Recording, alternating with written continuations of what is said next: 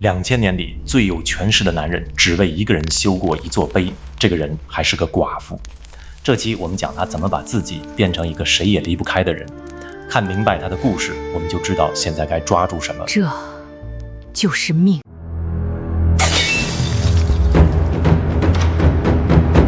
巴峻，今天的重庆一带，山里产丹砂，能炼水银，入药、防腐、修灵。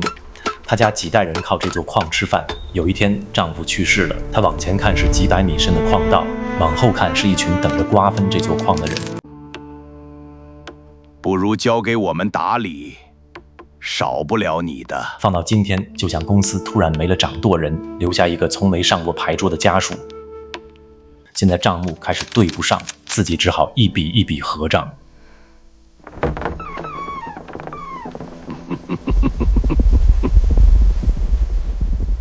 大约3个月，账目勉强对上了，他松了口气。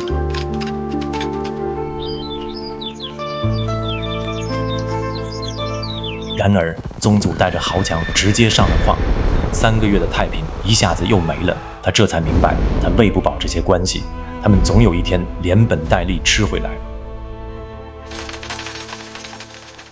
这个人叫巴青，历史书上叫他八寡妇青。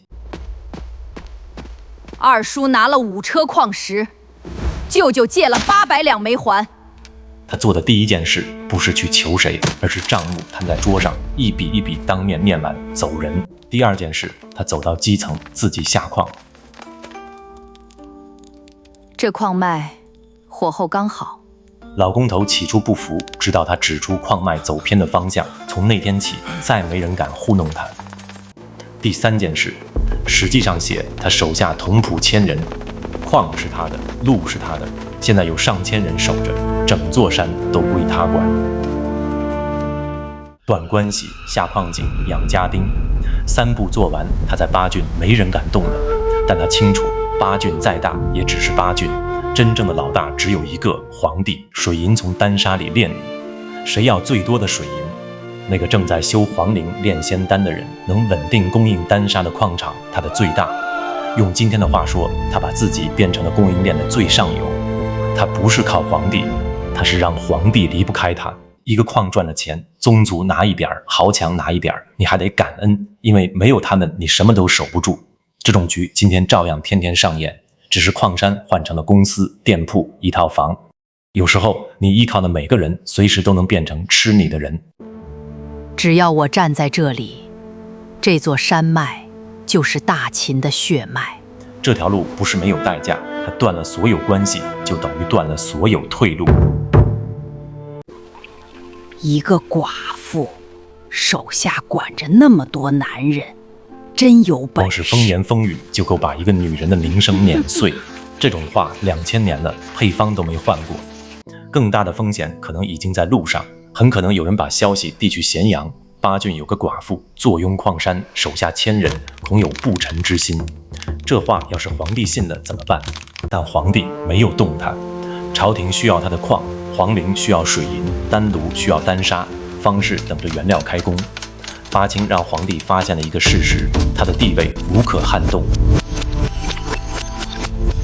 那个年代，一个丧夫女人最正常的路是什么？再嫁。但她没有，她宁可一个人下矿洞，宁可被人说闲话，宁可把刀架在脖子上走钢丝。为什么？